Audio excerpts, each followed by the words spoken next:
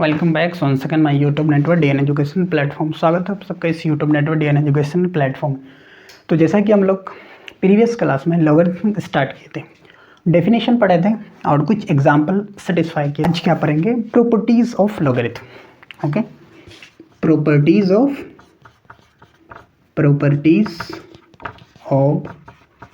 Logarithm. आज हम लोग इसी टॉपिक को पढ़ेंगे। तो बहुत सारी प्रॉपर्टीज़ हैं, तो वन बाय वन हम लोग डिस्कस करेंगे, ठीक है। और प्रॉपर्टीज़ समझना बहुत ही नेसेसरी है। प्रॉपर्टीज़ नहीं जानोगे तो आपका बड़ा से बड़ा मैथ यानी लॉगरिथम वाला मैथमेटिक्स सॉल्व नहीं होगा। तो हम लोग प्रॉपर्टीज़ पहले यही करेंगे कि जो डिफाइन किए थे उसी को, जैसे logarithm of a n is equal to x. इसको आप इस तरह लिख सकते हो कि ए की power x is equal to n, ठीक है।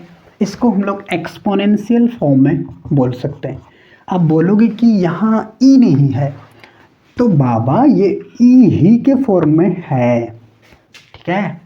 इसको हम लोग कंसिडर तब करेंगे ई जब इसका वैल्यू लेंगे, लेकिन हमको तो वेरिएबल में जाना है, ठीक है। तो एक्सपोनेंशियल फॉर्म इसको बोलते हैं।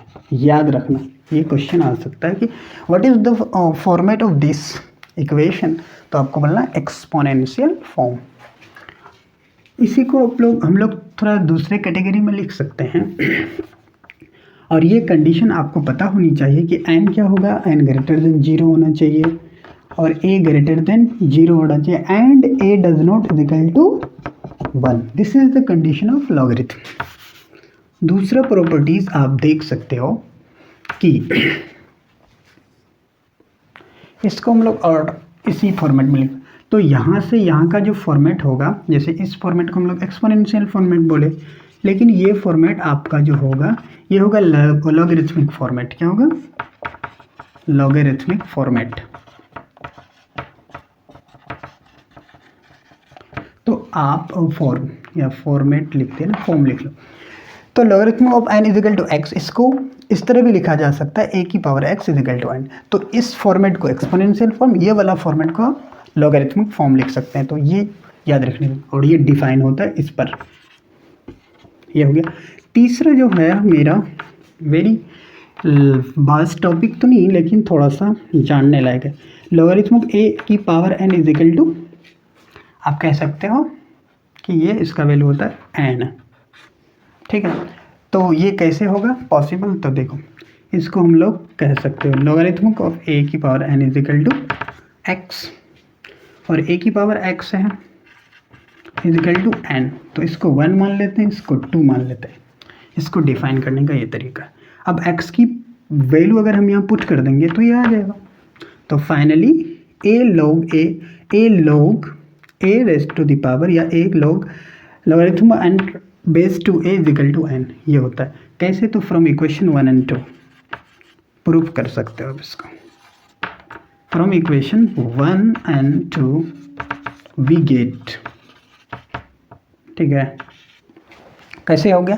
तो इसका वैल्यू अगर आप इसमें जाके पुट कर दो, एक्स का वैल्यू यहाँ, तो आपका वैल्यू आ जाएगा ये वाला, समझे, कायदे से।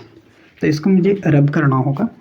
तो हम इसकी वैल्यू, एक्स की वैल्यू, ये वाला वैल्यू अगर हम यहाँ पुट कर देते हैं तो फाइनली ये जो है ये हो जाएगा, ठीक है। समझ लेना ये वाला डायग्राम। एक्स की वैल्यू इक्वेशन 1 में से एक्स की वैल्यू अगर इक्वेशन 2 के एक्स ए की पावर एक्स पावर में यहाँ डाल दें तो ये हो जाएगा आपका, ये पावर है, ए की पावर है, यहाँ है ये power, a raised to the power logarithm of argument n to the base a is equal to argument n, ठीक। तो ये चीज़ याद रखना है। प्रॉपर्टी थर्ड हो गया कंप्लीट। अब फोर्थ में चलते हैं। इसके अकॉर्डिंग कुछ एग्जांपल भी ले सकते हो आप, ठीक है। तो सम एग्जांपल मैं कर देता हूँ। जैसे इस फॉर्मेट का एग्जांपल, लॉगरिथमिक फॉर्मेट का एग्जांपल ले सकते हो। जैसे लॉगरिथम ऑफ ए और एन की वैल्यू 1 लेंगे तो क्या ये देगा वैल्यू, एक्स की वैल्यू क्या हो जाएगा? तो आपको 0 लेना है, ठीक है। बिकॉज हम लोग यहाँ पढ़ चुके हैं कि एन की वैल्यू क्या होना चाहिए, ग्रेटर देन 0, ठीक है। ए की वैल्यू क्या होना चाहिए, ग्रेटर देन 0, और a does not is equal to 1, तो ऐसे यहाँ क्या है, 1 तो है n ग्रेटर देन 0, a की वैल्यू मुझे पता नहीं क्या होगा और मान लेते हैं, तब वैल्यू क्या होगा 0, बिकॉज a का वैल्यू 0 से बड़ा है, 1 नहीं है। अगर 1 हो जाएगा, जैसे 1 ले लेते हैं और यहाँ ले लेते हैं क्या 2, तो क्या हो जाएगा अनडिफाइन हो जाएगा, बिकॉज अनडिफाइन क्या हो जाएगा अनडिफाइन।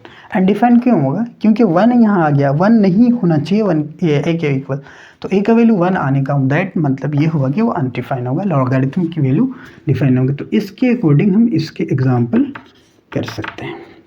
अब प्रॉपर्टी थर्ड तो मैं बता चुका, अब फोर्थ में चलते हैं, ठीक है। जैसे फोर्थ में है logarithm of argument n to the base a, या इसको बोल सकते हैं logarithm of n1 to the base a is equal to logarithm of n2 to the base a। Base same है बट आर्गुमेंट डिफरेंट है, या n1 है या n2 है, तो इसका फाइनली हो जाएगा, इसका वैल्यू भी आपको ये सिंबल भी पता होना चाहिए। इसका मीनिंग होता है इफ़ एंड ओनली इफ़, ठीक है। तो अगर ये वाला पार्ट सही है तो उधर वाला भी पार्ट सही होगा, यानी ट्रू होगा।